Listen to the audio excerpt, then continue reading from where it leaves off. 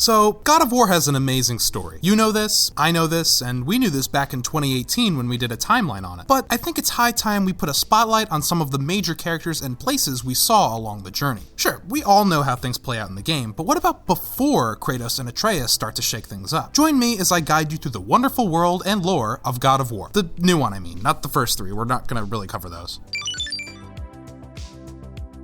Kratos, Greek god of war, son of Zeus, father of Atreus. You already know Kratos has a long, bloody history behind him before he even showed up to Midgard. As a Spartan general, he prayed to Ares to give him strength. Ares helped him out, but the whole thing backfired. Kratos was so overcome by his bloodlust that he ended up killing his wife and daughter in a blind rage. Once the dust settled, Kratos did the only thing he could. He composed himself, went to a few support groups, and decided to murder Ares for revenge. That made Kratos the new god of war, but he didn't stop there. After being betrayed, he went on to decimate basically the entire Greek pantheon, including his dad, Zeus. He even took a few titans out along the way. With an entire culture's worth of deities wiped out, Kratos must have figured he needed to lay low. So, somehow, he found his way to the Norse lands of Midgard. Seriously, I have no idea how he did that, but I would love to find out. Midgard, realm of mortals, home of the Lake of Nine. Midgard is one of the 9 realms of Norse mythology, and it's home to humans and mortals alike. The Norse gods hang out in other realms like Asgard and Valheim, so of course Kratos would pick Midgard to hide out in. At the center of Midgard's Lake of Nine rests Tyr's Temple, a kind of nexus that connects Midgard to the other 8 realms via the Bifrost. I could get into a whole theology lesson about Norse creation myths at this point, but that's a whole nother video. I'll just highlight some of the most interesting areas you can visit as Kratos. To the west, you'll find Fafnir's storeroom, a home/prison to a dragon that used to be a dwarf. To the north, you'll find Thamir's corpse, the remains of a mighty Jotun smith struck down by Thor. And of course, there's the Council of the Valkyries, Odin's once loyal, legendary winged warriors. So yeah, there's plenty to see in Midgard, but Kratos kept a low profile in the western woods. He made a fresh start for himself, married a kind, strong woman named FAYE, and had a son, Atreus. Oh, and at some point he grew a sick dad beard. But don't let the dad beard fool you. Kratos was never much of a family man. I mean, he killed his first one, but he didn't improve much the second time around. He spent most of his time out hunting, leaving his wife FAYE to care for their son, Atreus. Atreus, son of Kratos and FAYE. Believe it or not, his name isn't actually Boy. Kratos named Atreus after one of his old Spartan war buddies who always displayed kindness and dignity on the battlefield. While Kratos was always out on hunting trips, Atreus stayed with his mother. FAYE taught him all she could about different cultures across the 9 realms, including their languages. She taught Atreus how to wield a bow and arrow too, but he was never all that strong as a kid and was always getting sick. Yeah, no one ever told him he's half god, and turns out that letting a god believe they're mortal gives them like tuberculosis or something. So yeah, Atreus and Kratos were basically strangers by the time FAYE died, but their family drama was nothing compared to the guy who knocked on the door. Balder, god of light, son of Freya. Even though he's the god of light, Balder has some serious deep-seated mommy issues. His mother, Freya, received a prophecy that he would die a needless death. So she went full helicopter mom and cast a spell on him, protecting him from everything but mistletoe. And just like that, Balder was invincible to every form of danger, beyond aggressive drunk people at Christmas parties. Unfortunately, the spell had a catch. Sure, Balder was safe, but he couldn't feel anything. No pain, no pleasure, not even the wind blowing against his face. He begged Freya to undo the spell, but she wouldn't budge. Sure enough, like all bubble boys, Balder grew to resent his mother over the years, even hate her. At one point he tried to kill her, but chose to spare her at the last second, insisting that he never see her again. After that, he went to live at his dad Odin's place in Asgard, training with that side of the family. Well, 100 years of not feeling anything would drive even the god of light crazy. Balder swore that if he ever ran into Freya again, he would kill her on sight. Yeah, Balder loses his marbles, but he's still happy to help his dad track down the Guardian, the last of the giants. Of course, he mistakes Kratos for his target, uppercuts him over his own house, and the rest is history. After Kratos fights Balder off, he and Atreus set out to spread FAYE's ashes. It doesn't take too long for them to run into one of their most helpful companions on this journey, Brok. Brok, Huldra blacksmith, brother of Sindri, dwarf.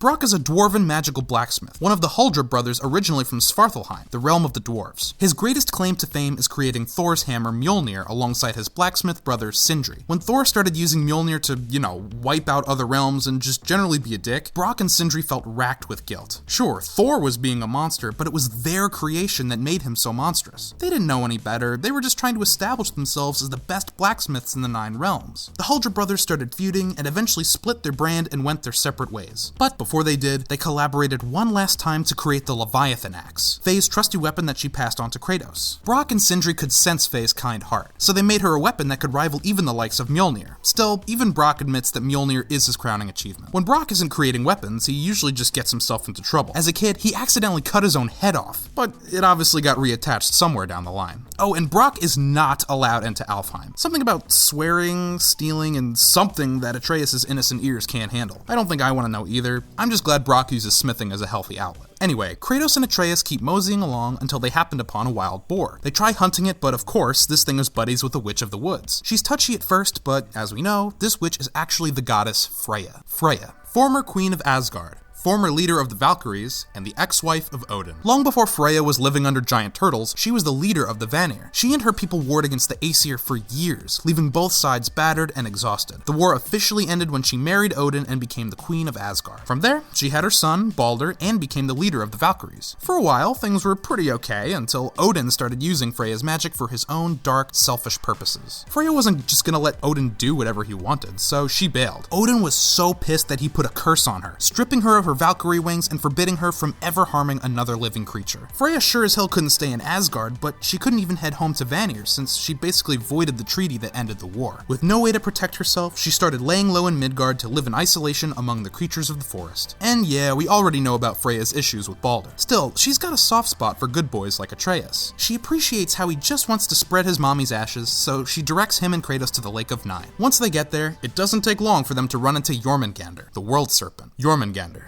the world serpent, and the last of the giants. I mean, it's not like they could miss this guy. Jormungandr is the last of the giants and is absolutely massive. No joke, when Kratos and Atreus first meet him, he's blocking off like half of the entire lake. He just randomly appeared in the lake one day and immediately started fighting with Thor. The battle ended in a draw, and Jormungandr's been chilling in the lake ever since, growing larger and larger. He pretty much hates anything and everything involving the Aesir, especially Thor. Those two are destined to battle again during Ragnarok, but for now, Jormungandr's just happy to help Kratos and Atreus however he can. As Kratos and Atreus are approaching the highest peak in Midgard, they bump into Sindri, the other Huldra brother. Sindri, Huldra blacksmith, brother of Brok, dwarf. While Brok's pretty rough around the edges, Sindri's a little more delicate. He's also a complete germaphobe, but he wasn't always that way. Once upon a time, Sindri was your run-of-the-mill, rugged dwarf like Brok. One day, a Vanir witch showed him all these little microscopic monsters that live on every surface. You know, germs. She warned him these monsters would make people sick if they got inside of their bodies. Ever since, Sindri's been all about social distancing and practicing proper hygiene. I don't know if Sindri's gonna survive Ragnarok, but I know he'd survive the coronavirus outbreak with a horde of hand sanitizer.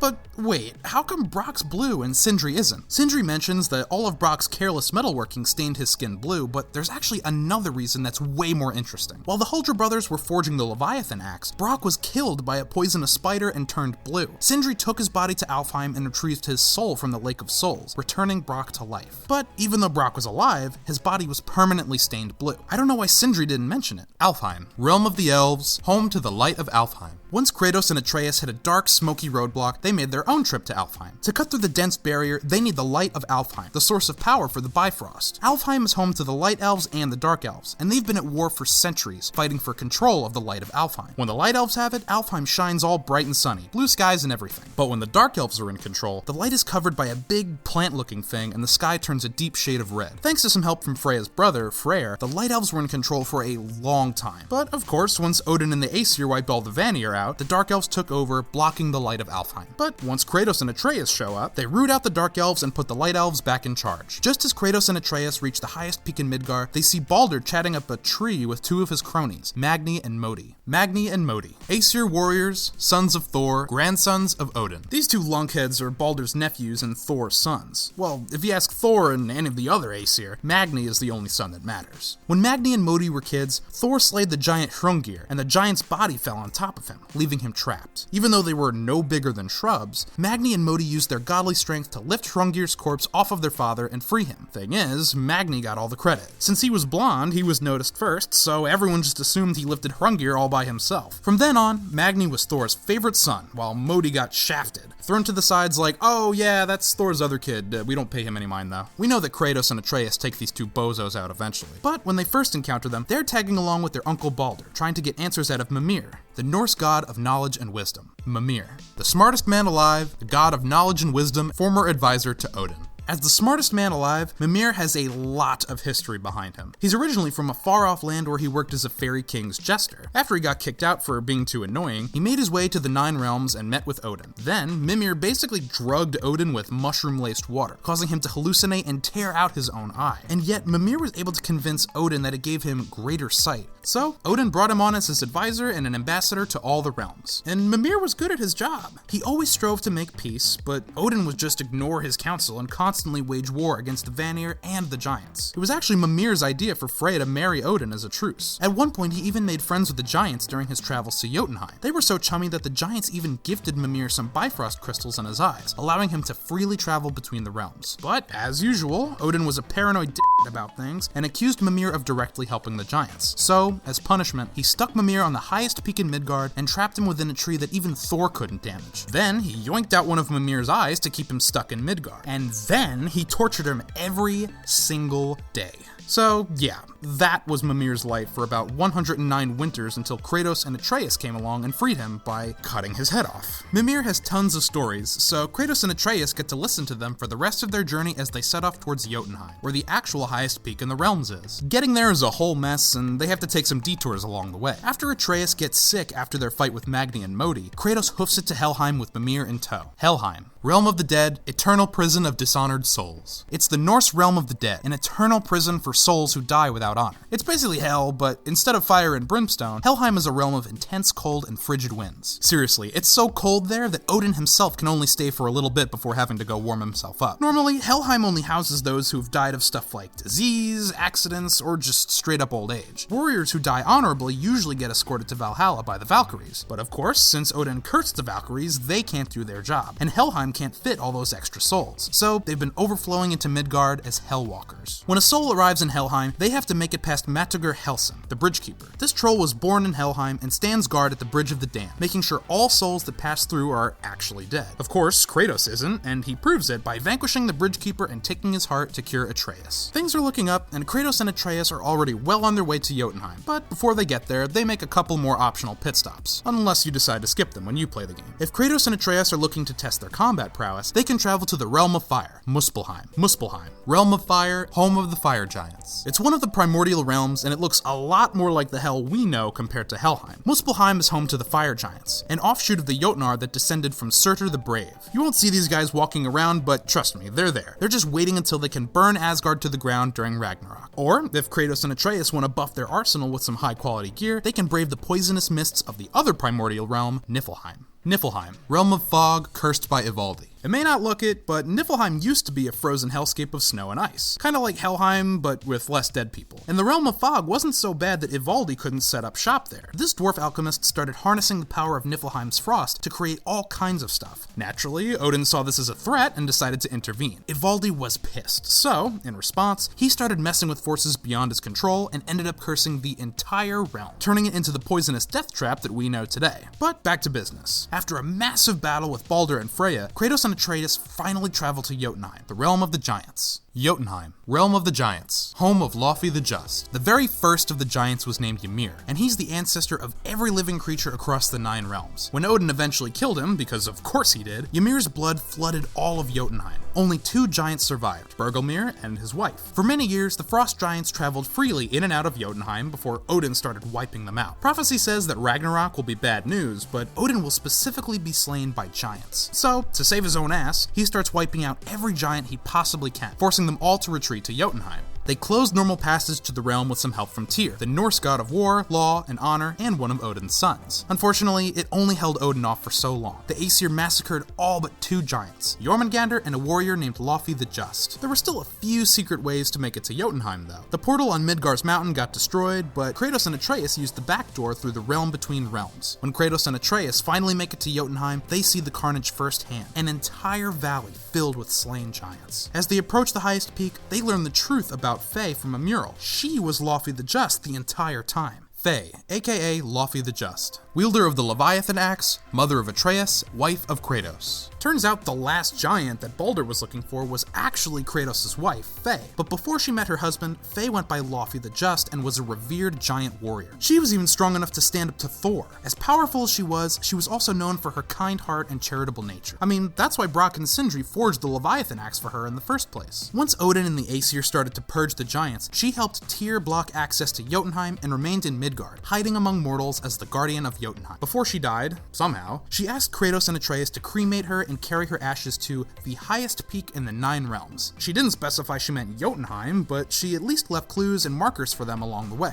Well, at least Kratos and Atreus could follow her breadcrumbs and scatter her ashes, returning the guardian to her people. Fimbulwinter just started, so Ragnarok is right around the corner. There's lots more lore to uncover. Odin alone has an entire library of dickishness behind him, but we'll have to wait until the next game to find out. God of War 5, God of War 4, 2, whatever they're gonna call it, I'm gonna play it, and you know we're gonna cover it on the leaderboard, so subscribe. From indie to AAA, we love the games you play. My name is Dan, and thank you for watching.